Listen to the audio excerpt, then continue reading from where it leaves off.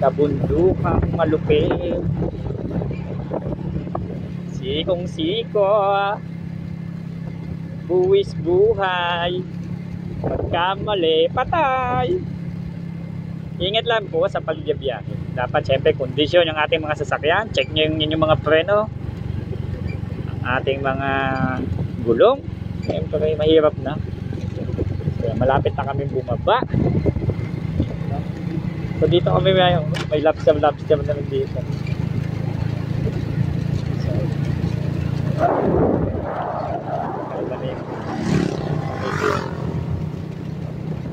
Batangas Blades.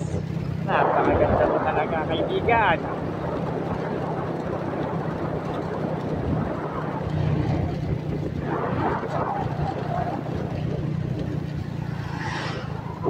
Ito na yung pababa.